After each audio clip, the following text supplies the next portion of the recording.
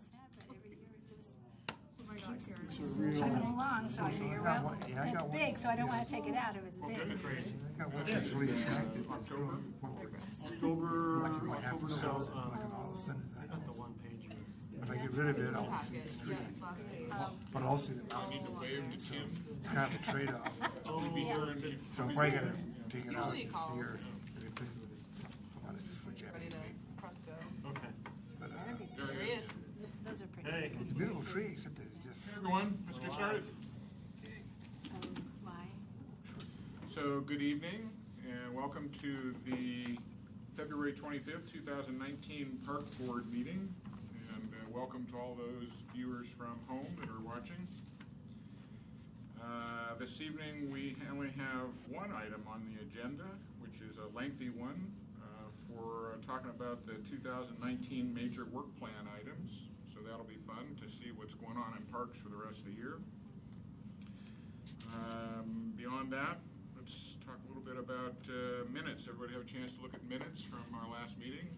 Any comments or corrections? If not, could I have a motion to approve?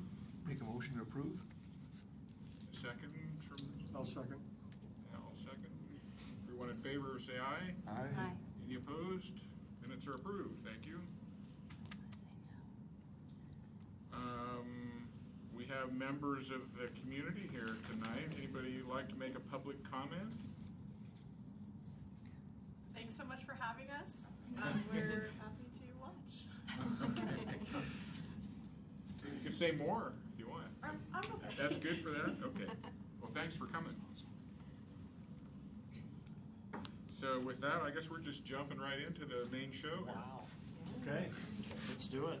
As Melissa's getting a PowerPoint presentation thrown together, I thought, as we've done the last 2 years, in 2017 and 2018, just to go over with you and lay out really our major work plan items for this year.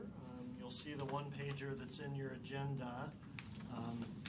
What we tried to do is, this is in no way an all-inclusive list, but really trying to highlight those major items that we know will have City Council, community, and Park Board engagement associated with them. You'll see them broken out in our 4 major work groups within the department. As I go through the presentation, I'll basically go from top to bottom. So first focusing on Parks Administration and the Park Planning team, then some park operations, major work items, and then facilities, and then lastly, but certainly not least, recreation, our recreation team. As I said a little bit earlier, we certainly are coming off a very, very productive and successful 2017 and 18, and certainly anticipate similar result or outcome in this coming year. The exciting thing about this work, just to highlight it in an overview, is it's very much informed by our recently adopted Park Strategic Plan that we got done last year.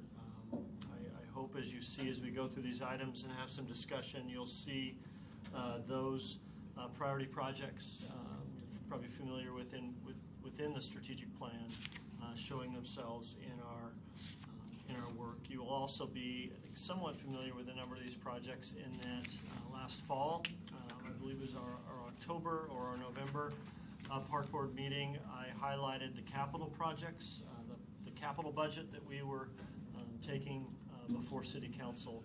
So you'll see a number of those projects resonating within the work plan here.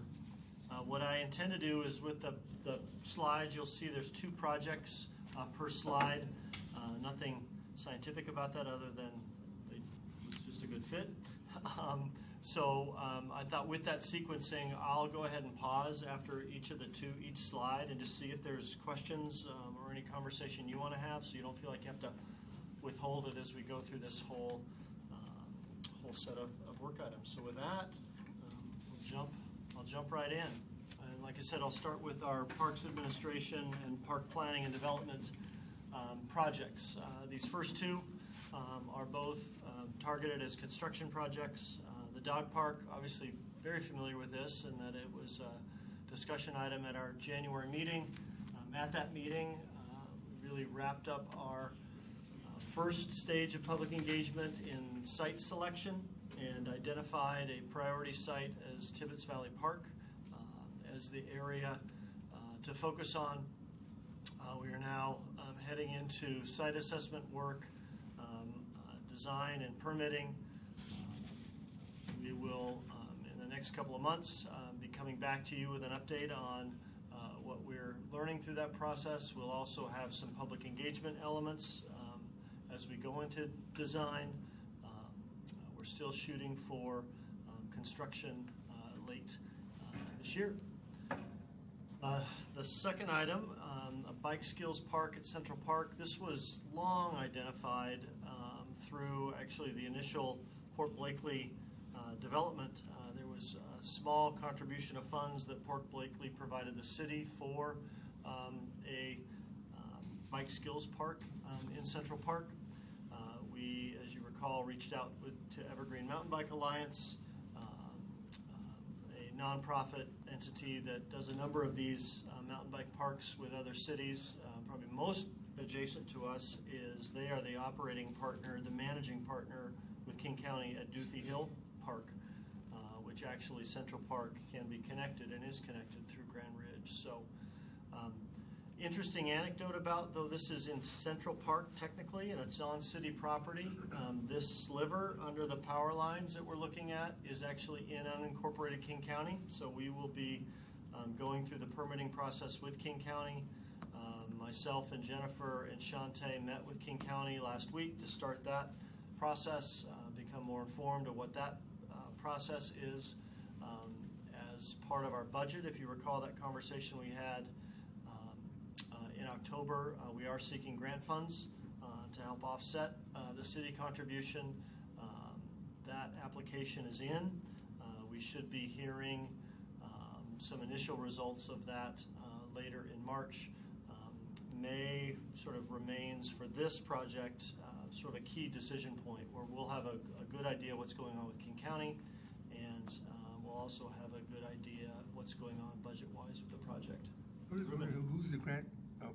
Who did you apply with for the grant?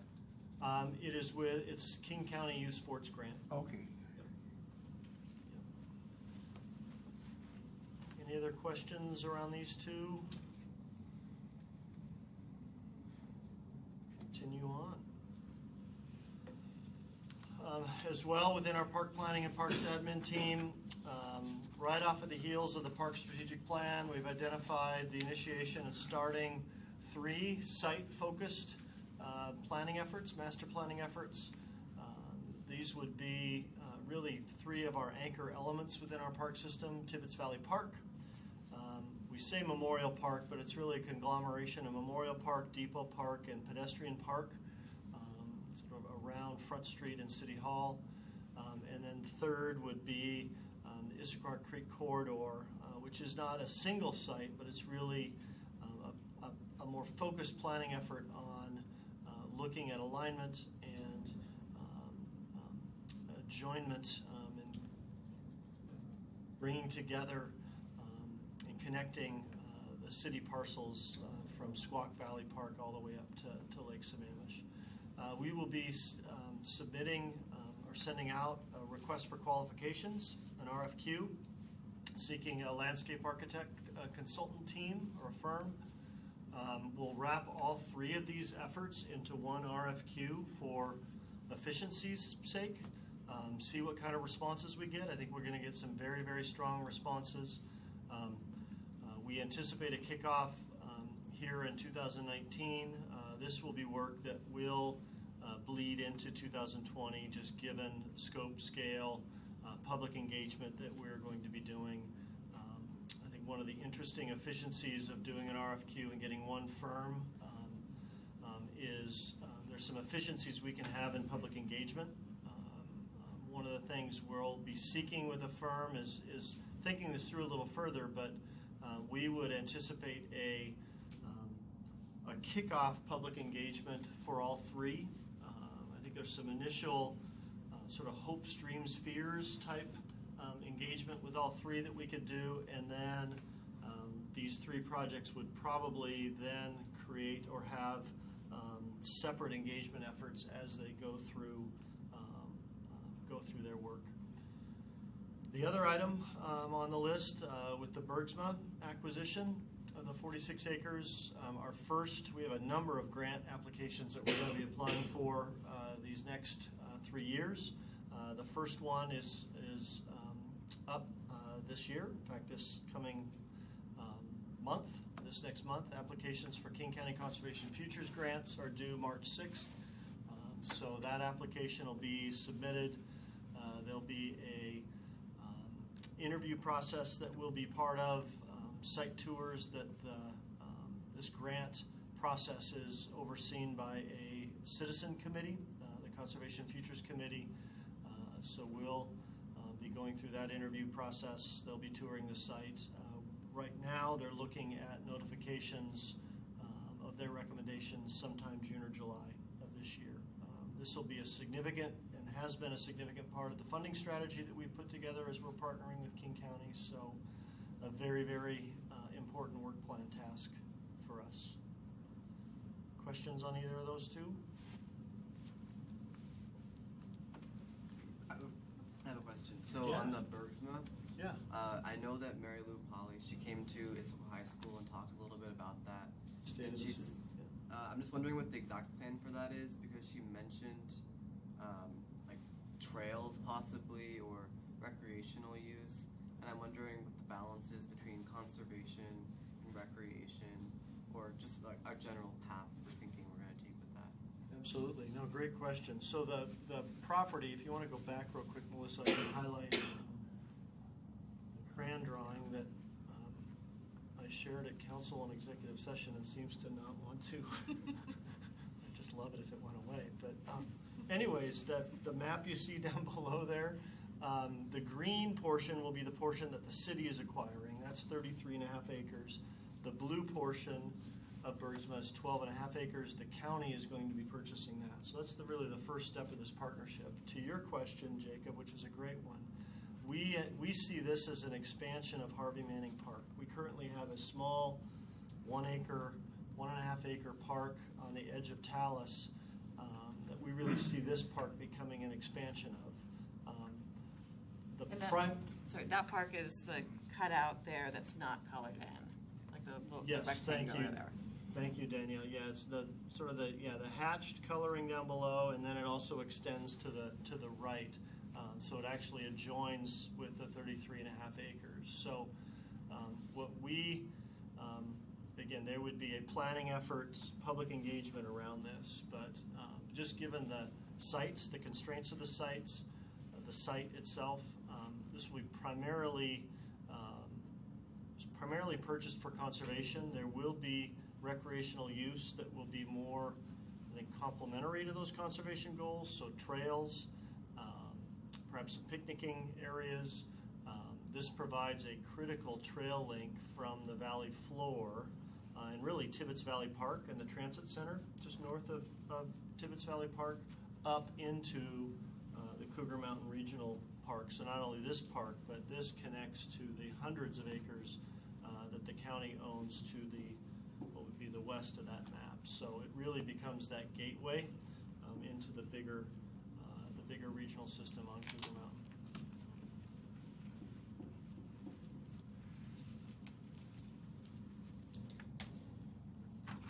All right, continuing on with some of our park planning and park admin work. East Sunset Trailhead. This trailhead, just at the edge of Sunset as you're heading up towards the on-ramp to I-90. If you're familiar with where that is, this is an existing trailhead. That trailhead, as well as just connectivity to West Tiger and the Tradition Plateau. So now we're on Tiger Mountain. We just went from Cougar Mountain, now we're at Tiger Mountain. Was a really high priority within our park strategic plan. This effort really starts with a partnership with two agencies that we're we're actually, good timing, we're going to be taking these to City Council in March to begin that conversation and discussion. And really what these two agenda bills will do and these partnerships will do will be securing the long-term access and public access to three of our major trailheads. Excuse me, our three critical trailheads onto West Tiger. This will be done through a partnership with Department of Natural Resources, State DNR. I need some water. Getting emotional.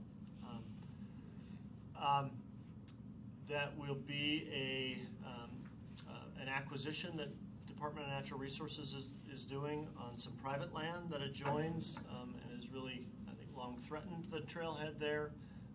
And then we'll also be partnering with Puget Sound Energy in not purchasing any property, but Puget Sound Energy has 5 parcels in and around those 3 trailheads that there is not currently any type of recreational use allowed on them. So this agreement with Puget Sound Energy will, in essence, clean up that and formalize that public use. So 2 critical steps to this project will happen here in March. Then we've begun conversations with the Washington Trails Association. Once that work is done and we have that certainty of public access, we're hoping and anticipating doing some joint work with WTA this fall to do some trail improvements. If you've ever taken the trails coming out of the Sunset Trailhead up into the Tradition Plateau, there's one trail from the parking lot. That trail is needing to accommodate and functions both as a mountain bike trail as bikers head up to another portion of West Tiger and hikers.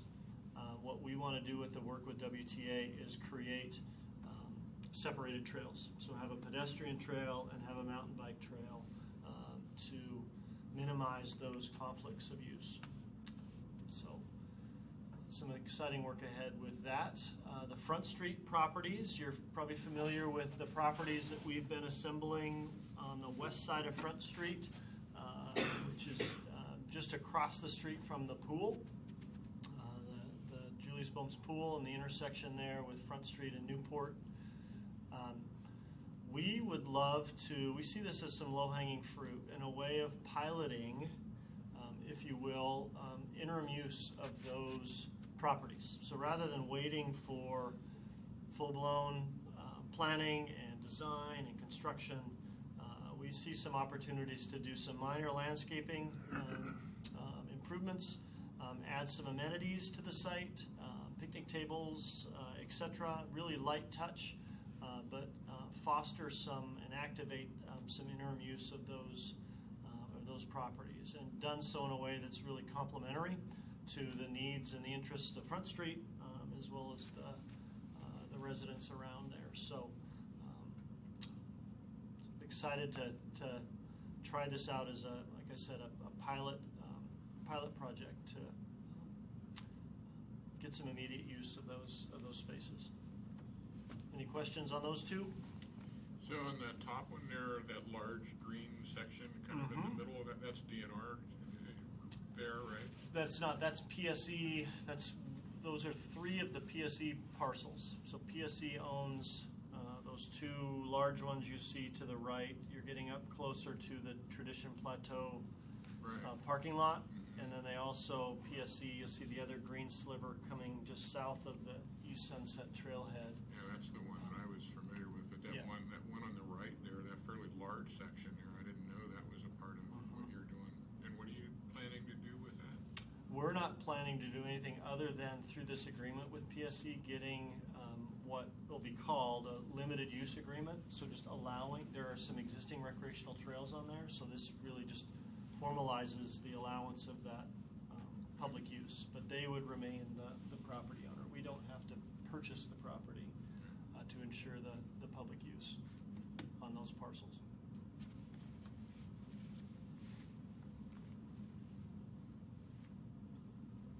Two other high priority projects coming out of the park plan, and we certainly heard these through our community engagement. The first is another design effort we're going to be kicking off on on park signage and trail wayfinding. This is a collaborative effort we're going to be doing with the communications division as well as economic development. Another priority that's existed in the city outside of the Parks Department has been a citywide branding effort.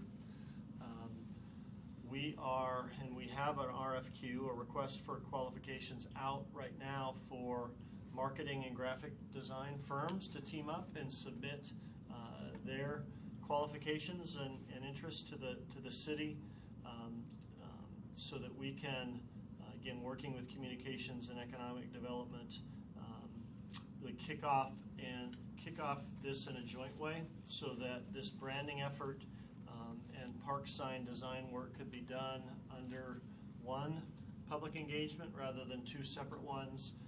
The branding, if you will, that is not departmental branding, but really affirming city brand, that work will get to a point where that could greatly inform what a graphic design team would be doing in terms of park signage and trail wayfinding. This would be a design effort. This effort would not mean switching out all the signs this year. This is really just an engagement effort to come up with a design, and then likely the implementation or installation of those signs would be over years' time, either as we're doing park projects or as funding is able to be accomplished. But it allows us to create a standard for both our trail system as well as our city parks. Jeff, along that Yeah. line, I think over the years we've had different ways that we've named parks that I think are not. I think that this might be a good opportunity to kind of look at that and see if we have been consistent, or if there's certain things that we might improve on. Like, for example, like naming things like a recreation facility, or like athletic facility or complex, or some of our little tiny small parks that we have don't really serve any sort of. They're just really a small open space. But if you look at a map and say that there's a park there, you might expect that there's certain amenities there. And we have some open space that maybe perhaps we should be naming, using that as part of the name or something like that. So No, I just think it would be a good time to take a look at that. It's a great point. So not necessarily the naming policy itself, but almost how do we create some standard definitions around what's a park versus what's a natural resource area. Right, versus an athletic complex or something like that. And so maybe we keep all the same names, but end up changing kind of how we're labeling those, and do that before we get new signs. Yeah. Yep. The time to do it. Nope. That very much came up in the park strategic plan. I think the examples you're speaking of are certainly things we've talked about as staff, right? Cornick Park. Do I have that name right? Anyone know where Cornick Park is? It's a small. It's at the corner, on the corner? Front Street in Newport. Yeah. It's intersection landscaping. Yes, exactly. Right. We have a few of those. Yeah, which again is great, but maybe this is the opportunity. I think what you're saying is let's what we title a property is important. Yep. Another priority project, and one you may recall came out of certainly the work we did with the Green Necklace and the recommendation to look at updating the code language within Central Issaquah Plan. This was also a priority of the City Council when they were adopting the Park Strategic Plan, if you recall that. So this is going to be another bigger effort than just our department, but very much a collaboration with the Development Services Department, DSD, where that Green Necklace vision will now have code language within the development code to give it some teeth. That work will not be done in isolation. That will also be wrapped into what you see as Title 18 update. Title 18 is a chapter within our city code that is sort of all things related to development code and development regs. So Development Services Department had that as a work plan item to update that whole chapter. So we're teaming together. A consultant firm or a team was selected. Makers and Burger Partnership were selected to assist in this work. So it'll be nice, and that this work related to the Green Necklace it's being done in that broader context.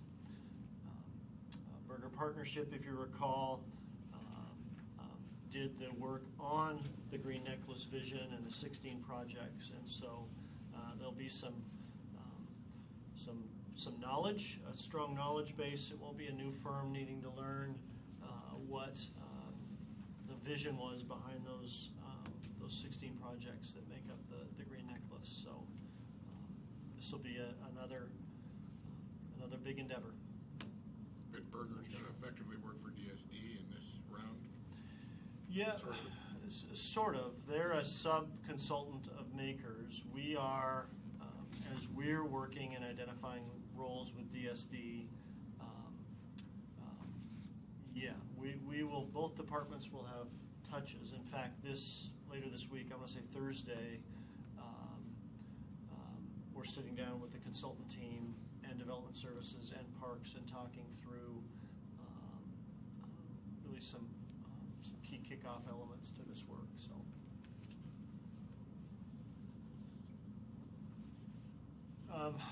Last two items within the Parks Admin Park Planning Group. Again, this top item you're familiar with. We discussed it last month. Thank you to Jonathan and Brad and Chris Kovac for sitting in as part of the ad hoc committee. This is looking at the modifications to the goals and policies within the recently adopted Park Strategic Plan. This too coming off of as that plan was adopted. There was a strong interest to both by the Planning Policy Commission and the Council to look at some reformatting work, some other further emphasis on some of the green Issaquah, urban forest priorities that we have, and some policies around trails and wayfinding. So again, thank you, Ad Hoc Committee. They're meeting again tomorrow night in their work. The plan is to, as the committee gets that work done, bring that back to you all as a full Parks Board to consider. You'll have the first touch on it in terms of approval. From there, it would go to the Planning Policy Commission and then on to City Council. Last item is one that we are a role player in, but certainly one that's on our radar for continuing to track and lend whatever support and influence we can. This is a work Washington State Parks is doing with the Lake Seminole State Park Master Plan effort. I do know that they went through a consultant selection process. I've been contacted by the consultant who was recommended. That consultant is, I think they're still working out some details in terms of a notice to proceed. I know their goal is to get that notice to proceed going sometime this end of first quarter, beginning of second quarter, and then certainly we will be tracking that work. Questions on either of those? Will we be able to use the city's resources to kind of get that, like, push out information when those meetings will be and whatnot to our citizens? Yes, that's certainly a key point of why we want to understand, be engaged, and be able to track it, is to make sure our residents know when those key touches are. So transitioning to some of our major items within our park operations team. First up, Confluence Park. We received a state grant from Commerce, State Department of Commerce, to look at and improve the lawn areas within Confluence Park. So this will be really more of a maintenance level project. We're not looking at creating bigger or different lawn areas. This is really just adding irrigation and adding more functional turf to some of those key areas. We've certainly heard as we've been living with that park, its interest and need to support events, community events. It's also its need and interest to support just general, more drop-in use of the park. This will be a project we look to complete this year, really working around all of the events and activities of the park. We are not doing a full park closure as we do this work. We'll sort of work around park use, but it'll be really add some functionality to really what is a key park in our system. Yes? Is that going to be an in-house project or a contracted project? That'll be contracted. Contracted. Primarily. Yep. Our irrigation team within Park Ops will be key parts of that, but Sure. a lot of the heavy lift will be external. Gotcha. Thank you. Yep. That's really exciting to put irrigation in there. Yeah, that's nice. Talking sprinkler systems and the whole part of that, because a lot of that doesn't have much of that now and browns out. Is that actually going to be sprinkler systems in that? Yes. So where you see the lawn areas, and we're really talking outside of this isn't within the creek buffer area. These are the lawn areas outside they'd become irrigated lawn areas. So much easier for us to manage and maintain them as consistent lawn space. And I think what we'll find is our residents will get far more just functionality and use out of that space. The lower item, Swamp Trail Boardwalk. If you're familiar with Swamp Trail up at Tradition Plateau, we've got a boardwalk and the decking that's really that's probably nearing the end of its useful life. So we've actually purchased the materials with funding last year. This will be the actual replacement work that we'll do later this year. We're looking at third quarter to get that done. That'll be real nice. That's been long overdue. That was probably due 10 years ago. Yeah. They had to build a new trail around it because they couldn't use it. Yeah, it's time. This item up above is actually sort of three subset items, but we're calling it an urban forest management program. This is something within park operations we really see not as just a one-year effort, but really how do we increase our capacity to manage our urban forest. When you look at our 1,200 plus acres of forested parkland, this was very much an operational strategy, a priority within the park plan. These three elements will be first initiating a partnership with Forterra. If you're familiar with their Green Cities initiative, we would launch and become Green Issaquah. What that does and what the Green Cities initiative is really looking at and really doing an initial assessment of our, in our case, 1,200 acres of urban forest. Where are we seeing it most threatened? Where are we seeing invasives doing their most damage? What other threats do we see to our urban forest, and how do we create a plan to mitigate and address those? I've had the pleasure of working in the Green Cities Initiative where I was before in Kent. As a program like this launches, one of its key priorities is volunteer stewardship and really increasing our and really formalizing volunteer efforts around managing our urban forests. So that will be a key element to this program. Another key element will be updating our tree canopy assessment. We'll be completing that work in partnership with King Conservation District. Forgive me for those seeing this at home. I've got a lot of acronyms in here because of bullets. KCD is King Conservation District. The third element of that urban forest management program we're looking at tackling this year will be looking at wildlife corridors and doing a wildlife corridor assessment. That too was a priority that came out of our park strategic plan. And how do we not only be stewards of our public lands as recreation space, but understand the role that they're playing as natural lands and corridors. The second project up here is Hillside Cemetery, in a lot of ways Hillside Park.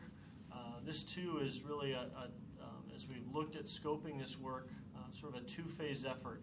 The first phase is really focusing on the existing footprint of the cemetery. We've already initiated work with our long-time cemetery partner, Flintoffs, in putting together a management agreement that clearly defines roles and responsibilities of both agencies moving forward.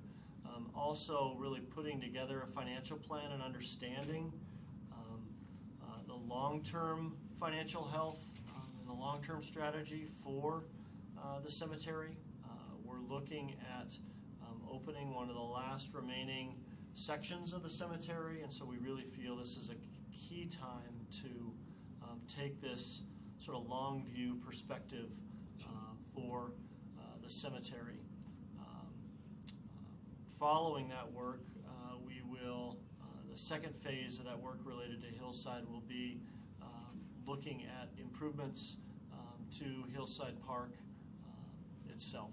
So some key work to that entire property. As I understand, I'm probably not going to get the year right, 2014, 15, there was some engagement effort, some public engagement effort that was done with the community around Hillside Park. So we'll sort of piggyback off of that work as we launch that second phase later this year. Ruben. Now, what is Flintoff's role in that? You said we have an agreement with them. So what does they do? What is Flintoff's role currently? Yeah. Since the 1930s, Flintoffs and the city, the Flintoffs has really been a managing partner in terms of actually selling the plots. Okay. And as sort of the experts in the burial and cemetery business have been that partner for many, many, many decades. And the second question I had is, knowing that a lot of people my generation are doing cremations of loved ones, is there any plan to put a columbarium up there or some area where they can put Yeah, that's a great question. So one of the things we're doing in this work, in this financial plan, is looking within the existing footprint of the lower and the upper cemetery. Where are there opportunities for some increased capacity for columbarium, and again, as part of a financial plan, right? How do we generate those opportunities to make sure we're positioning that cemetery? When you look at the management of cemeteries, right, you really have sort of the annual operations, annual maintenance you need to look at, the capital investment needed for that amenity, and then you have really this long-term care and stewardship. Once revenue has been sort of fully gathered within that site, how are we creating enough of an endowment or enough of a nest egg to carry management of that site forward for the next 50 to 100 years? So, yeah.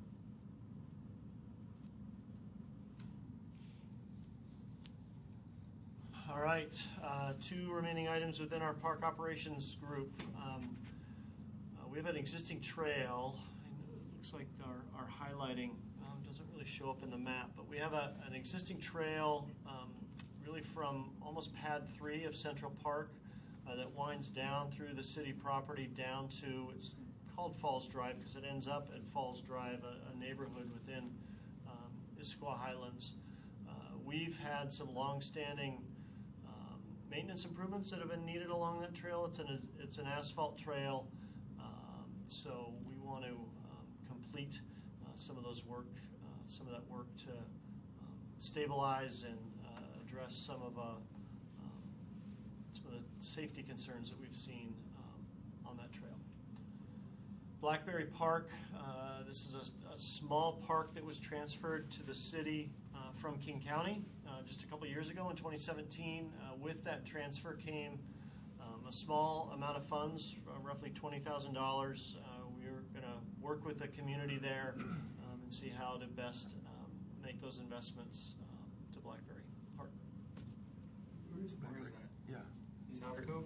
Yeah, It's in like South Cove. okay. It's in the South Cove neighborhood. Yep. When you say the community engagement, like what specifically do you mean with like the people living around it, or do you mean surveys, or like how do you see that? In this case, it's really the neighborhood around it. In fact, a couple summers ago, when the transfer happened, we hosted a barbecue out there and had the neighbors around this small. This is less than an acre park. So this would not be a citywide survey. This really isn't a park that has that big of a service area. I live like a couple blocks away Oh, from do it. you? So Okay. I'm familiar with the park.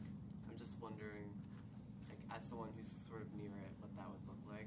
So I think you answered my question. It's Yeah. just Yeah, we'd be working with the neighborhoods. All right, from our park operations group now to some of our major work items within facilities. Facilities operations and maintenance, I think you all know, is part of our department. So facilities oversees the maintenance of all city buildings, not just our parks and recreation buildings.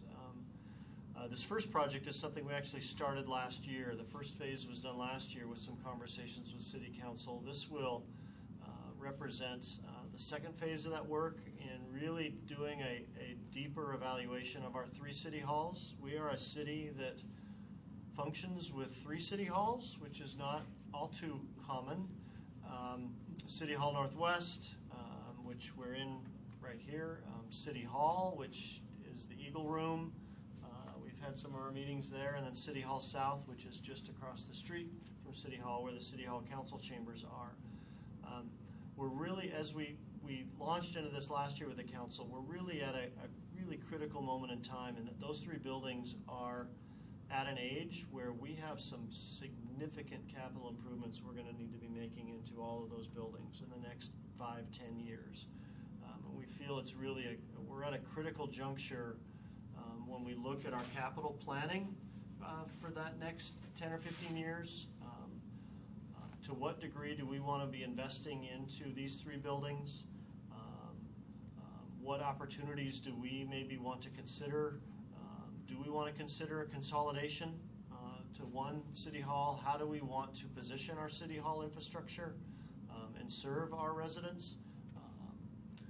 So this second phase will really be a more in-depth conversation with council, and really at the end of an important policy discussion with council to seek some direction on how we want to proceed. We have a consultant team, an architect team, ARC Architects.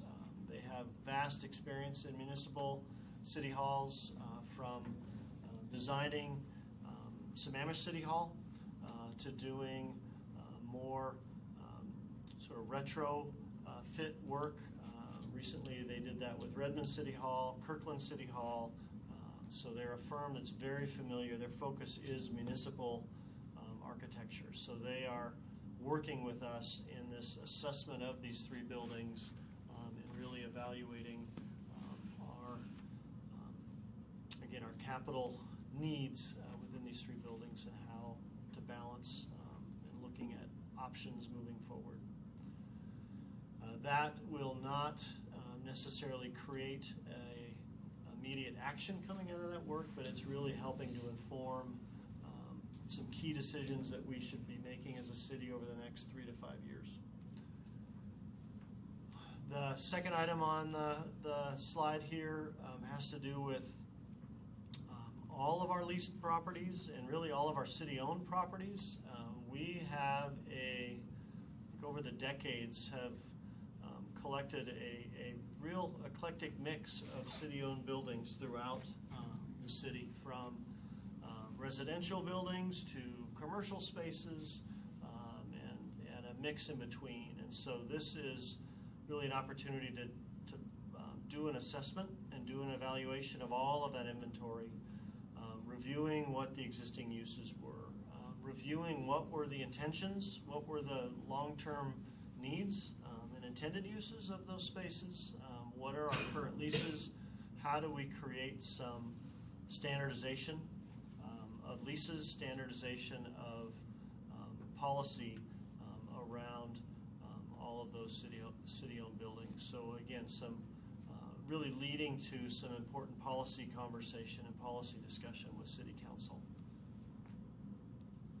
That's been something that we've asked about over the years too. Just kind of like, what are there buildings or properties that could be used for recreational purposes that are city-owned, and maybe their current use isn't the highest and best use. So I'd love to have us have some time to look at that inventory when it's done. Great. Yep.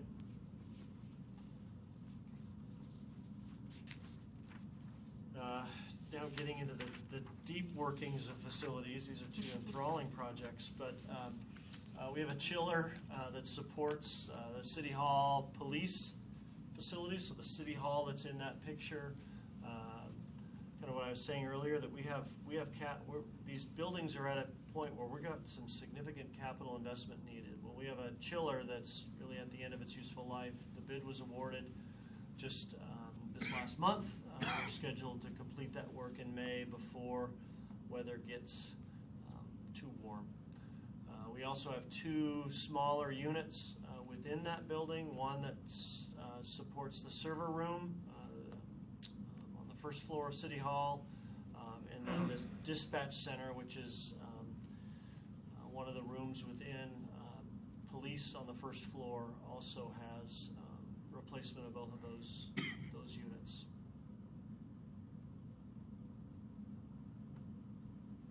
And then lastly, within facilities, Pickering Barn. We have, you're very familiar with Pickering Barn, and both the hay barn and the dairy barn, which comprise Pickering.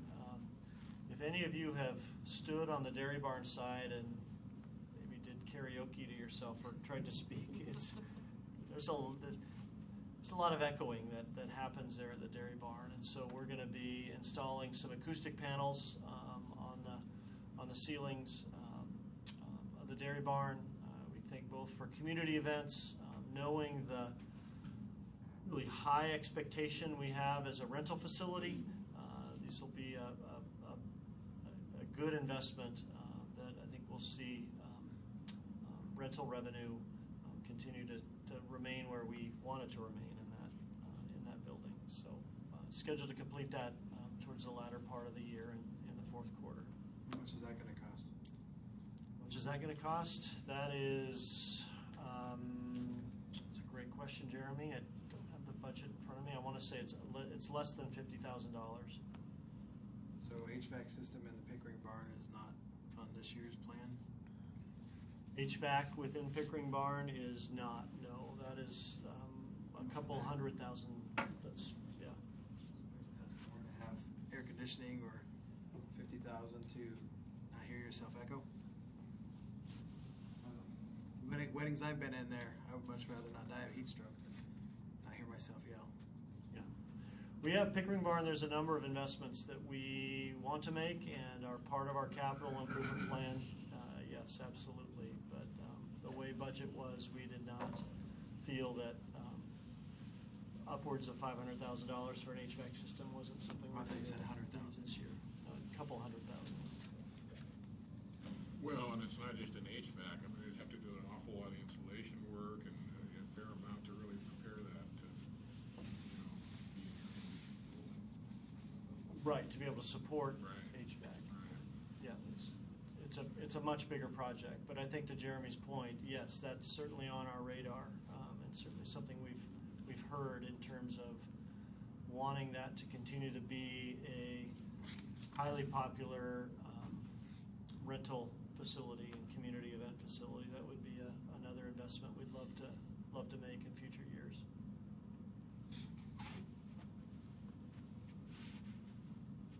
So last but again not least, within our recreation services group, so much of what we do in recreation is really ongoing. The majority of our work plan is really the continued success of so many successful programs that we provide to this community. But 4 sort of focused areas that we're touching on operationally as we make at the Senior Center, as council, as we work through that policy decision about how do we want to operate, we are transitioning to no longer being the interim operator, but the long-term operator of the Senior Center. And so that transition is adding some staff as well as some programmatic changes that are pretty exciting. Within the entire recreation group, we're looking at some of our operational and business practices as we have transitioned to a new software system from our old, what was known as CLASS registration software. We now have a whole new recreation software system that we think is really a great strategic opportunity in a vehicle to look at really a wide variety of our customer service practices and business practices within the team. The community center, again, has sort of some new opportunity as we've changed out the flooring. That has brought about opportunities to program differently, to look at how we fill those spaces a little bit differently. So that is a key priority within the recreation team, both the athletics team as well as our community center staff, and just sort of how we're filling those new spaces. Not that they're new spaces, but new flooring within those spaces. And then lastly, really how we market and look at outreach for all of our recreation programs and services.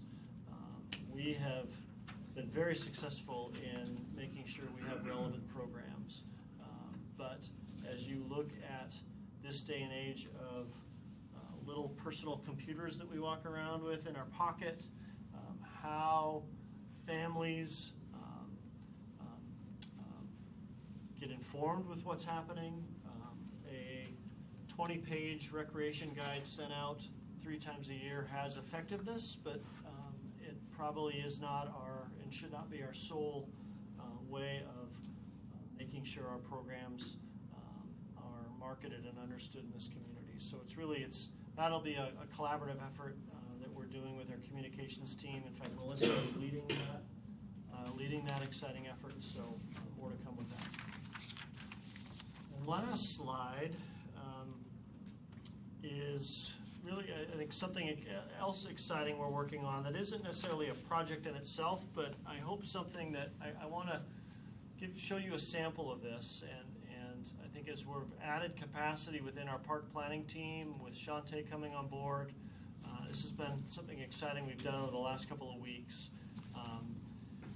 We want to create a dashboard. So as we bring these projects back to you, as we might have a discussion point, or it might be an informational item, or it might be an action item, we want to utilize a dashboard for whether it's a facilities project or a parks project or a park maintenance project that sort of becomes that one-stop tool that as we move through the project, we can be updating it, we can be providing status, looking at some creative ways visually of doing some color coding and understanding, are we in a planning concept phase of the project? Are we in design permitting? Are we in bid award construction? And just, I think, an opportunity to make sure we're messaging and communicating the context of where we're at in any given project. So this isn't the final product of what the dog park is, but as we're, again, have been putting these together for all of our projects, I wanted to put this up as a sample, and we'll certainly want your feedback as we're moving through this. But again, we just think it'll be a good vehicle as we're tackling multiple projects and communicating to you and to the community on where we're at on any of these given projects. So this is just going to be on the Parks website, basically, or Parks portion of the city website? This could be housed at the park's website. This would be as we're either doing community engagement efforts. So this might be at a public meeting, something we're showing as we're bringing it to the Parks Board if it's a specific item. So it could be this dashboard that shows up really in multiple ways. And it's just for the admin and park planning portion you're talking about using that, right? No, I'm For not. I'm everything. saying within other projects. So, the Confluence Park project, within park operations, for example, within our facilities projects, just again, a tool that helps us, communicate the context of the project and where we're at. I like it. Has there been any discussion with the other departments on what they are or not doing and ways to kind of look across instead of just parks? Yeah, absolutely. There's a lot of crossover, right? I'm sorry to interrupt, but Oh, no, I think John, there's a lot of planning going on. Like I think it's helpful to kind of help people follow the trail, as it were. Yep.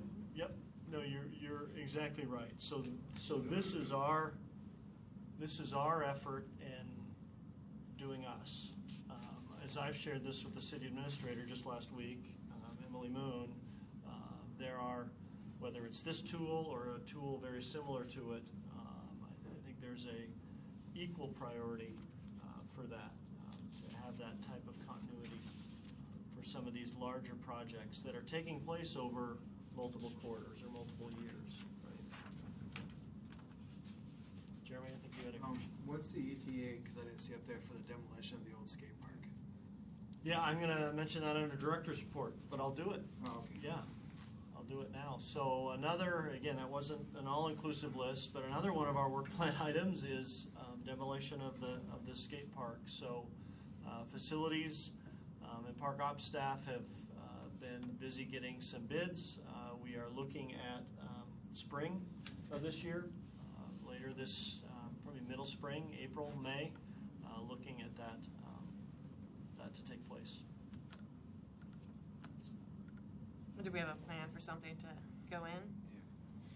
We don't.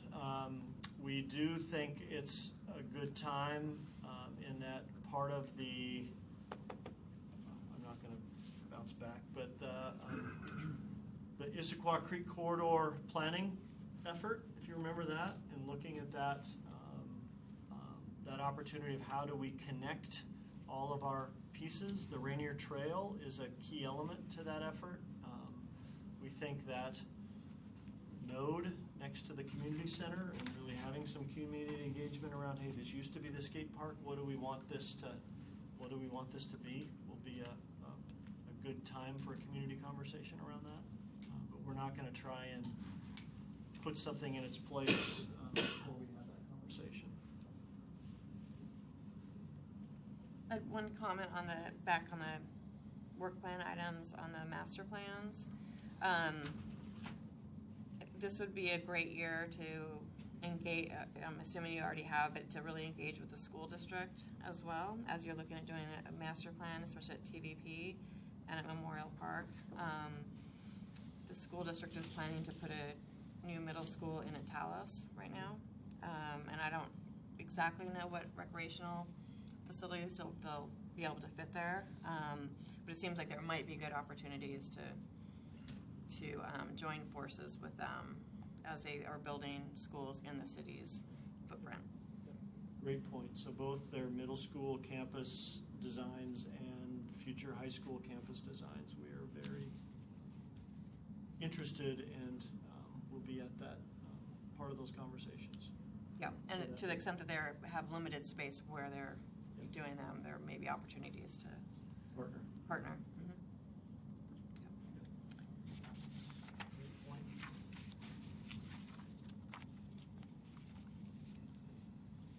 So are you moving forward with director's report, or do you need a breather? Why don't you, sharing is caring, right? I just have a couple things. One is amazing it's time already for board applications coming due here. We have two people's terms that are running this year at the end of April. Al is one, and Susan is the other. And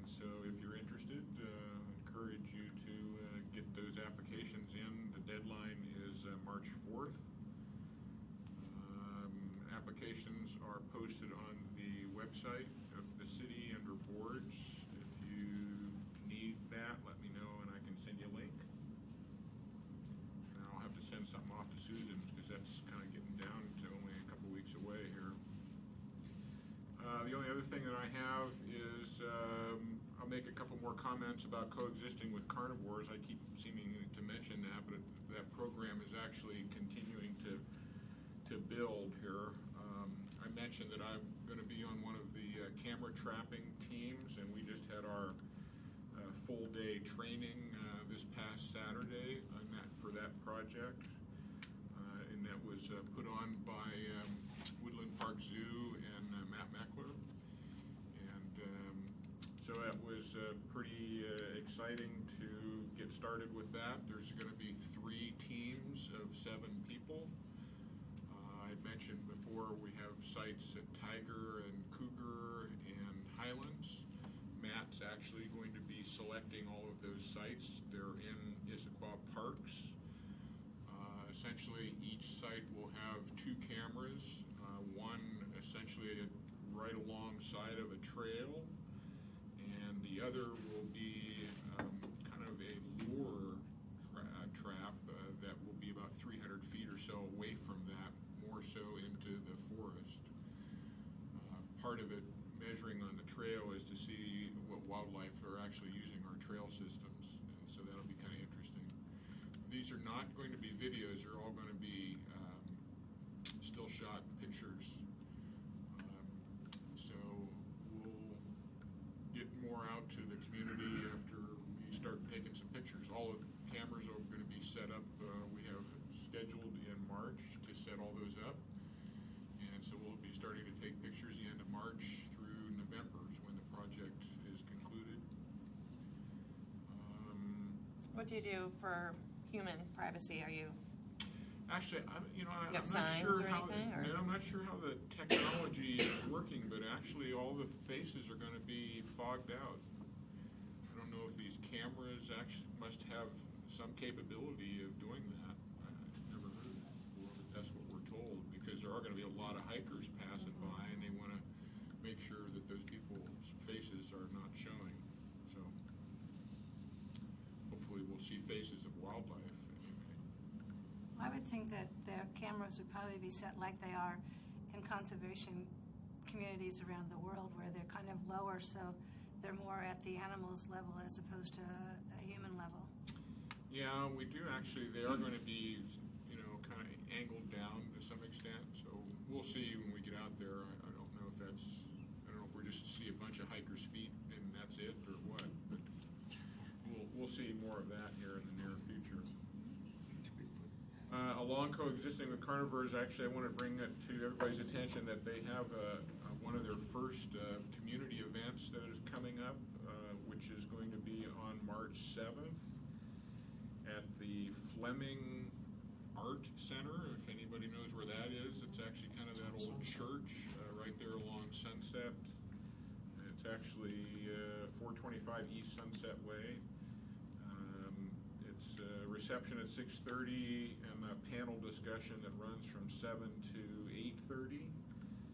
And panel experts are people from Washington Trail Association, from PAWS Wildlife Division, from the Washington Department of Fish and Wildlife, and one of the main scientists from the Woodland Park Zoo. So that should be interesting to get some information from there. The theme is living and recreating among carnivores. So if you have interest, please join us. And that's all I have. So I gave you a little bit of a reprieve. Oh, thank you. Well, 2 other items I wanted to highlight along with, and thank you, Jeremy, for the skate park, old skate park question. 2 other ones, one related to Bergsma property. I mentioned in our work plan, obviously the grant funds we'll be seeking. But just to note, we are closing on the property later this week on February 28th. So that sale is moving through, and closing is quickly upon us. How we as the city are funding that project, we are funding a portion of the purchase through a councilmatic bond sale. Those bonds, the bond sale went through and actually was a lower interest rate than what we anticipated. So that's all good news, and that it's costing us even less than anticipated to fund that. We anticipate a good portion of this transaction to be offset by grant funds. Just again to highlight that, to understand scale of grant funds that we'll be seeking. The Conservation Futures Grant we're going to be applying for will be for over $5 million is what we're requesting for in that application. We also, as I highlighted as we were going through this partnered acquisition, we will be and submitted for a waiver of retroactivity with RCO. That's the state grant agency.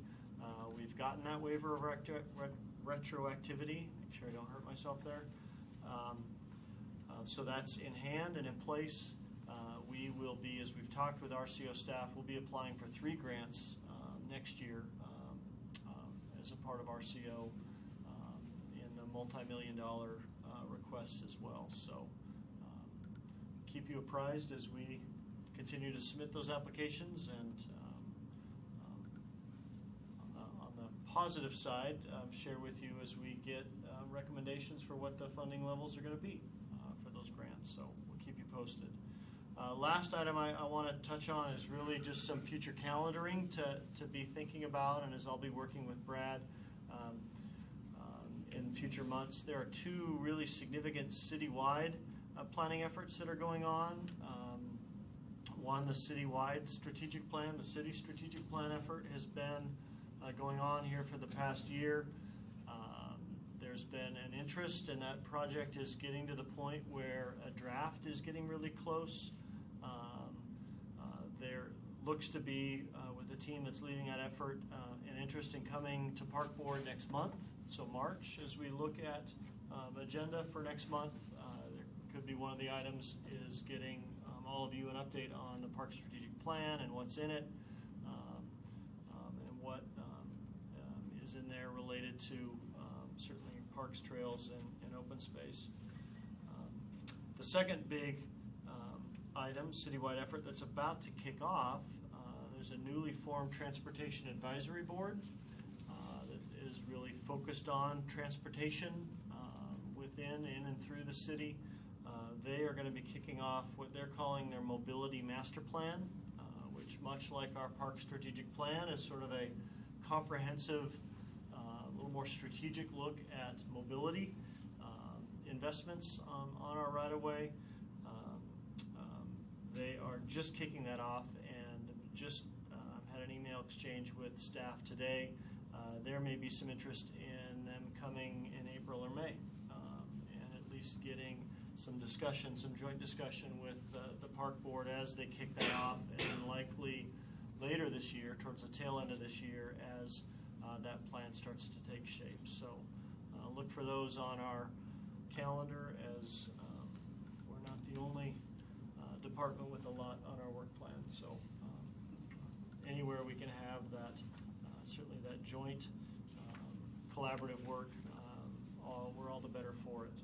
I know the work we did with the Green Necklace and the joint work we did with Planning Policy Commission was very much appreciated, not only by PPC but by the council, in terms of how you all took that work on. So it's great to see that modeled with some groups wanting to come and get you all apprised on what's going on. So more to come on both of those. Good. And that's it. That's it.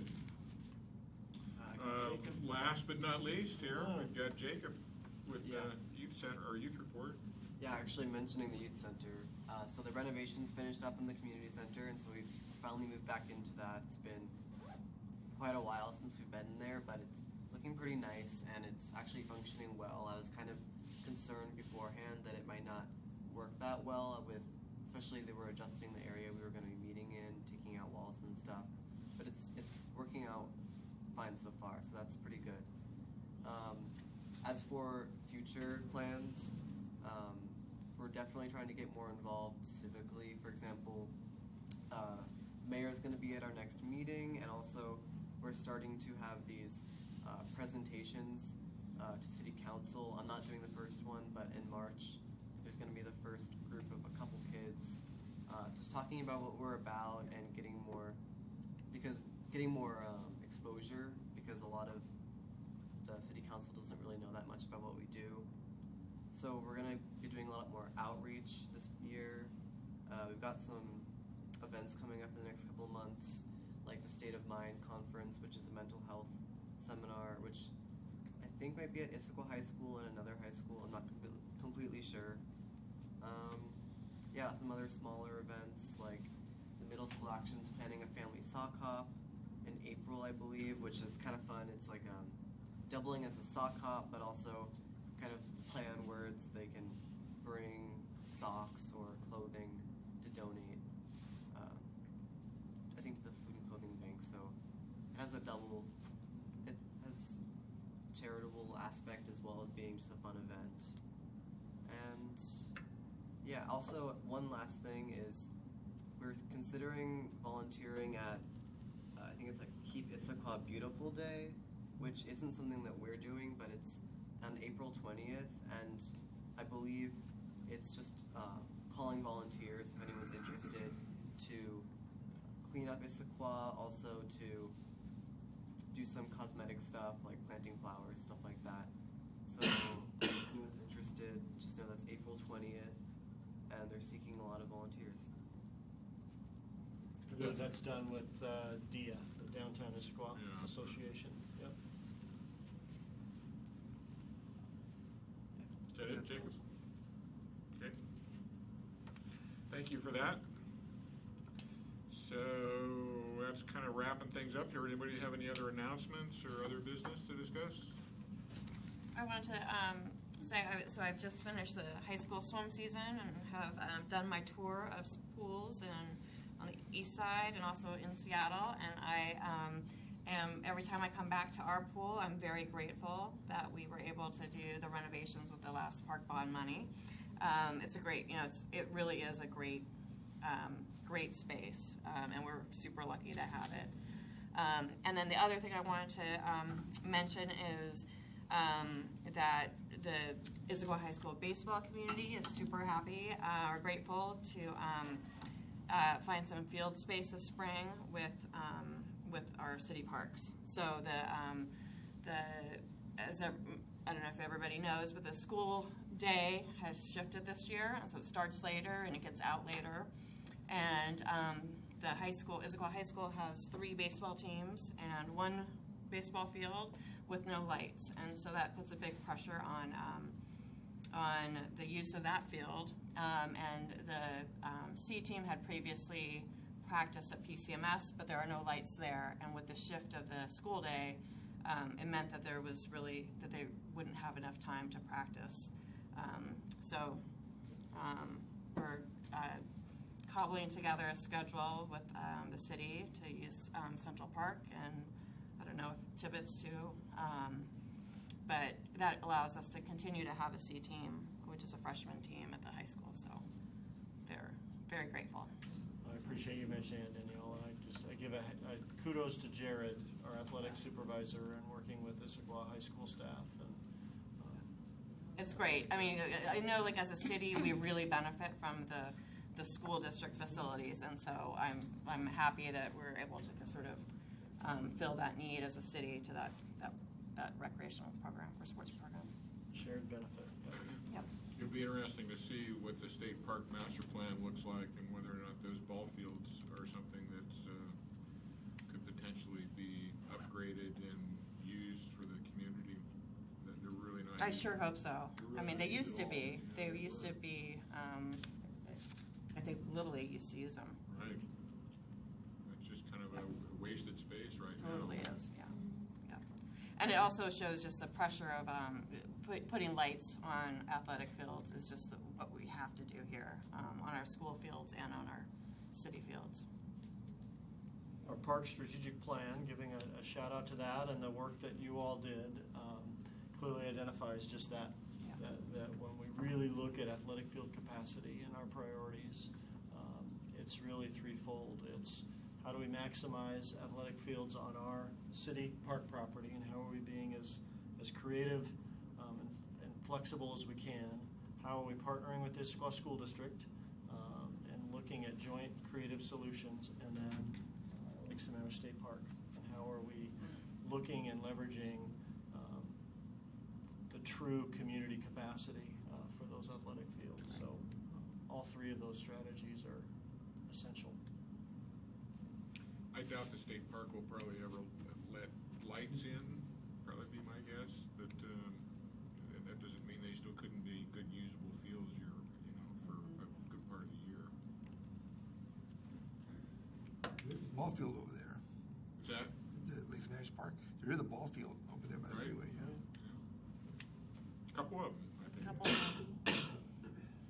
There's other state parks with lights on ball fields, not on the east side. Well, this state park is a little bit unique in the sense that the focus on natural habitat, I think that's their concern to bring, introducing lights, because I know that's probably something that the soccer field would like to have too.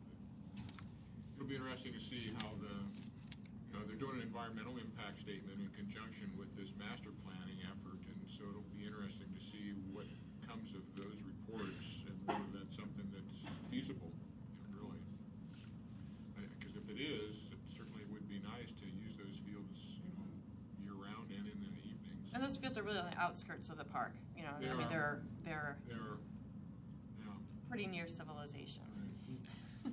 They're so close to the freeway that Mhm. you wouldn't think that there's much of a natural problem. Important balancing act of recreational use and preservation. Anything else? If not, we're adjourned. Thanks, everyone. Thank you.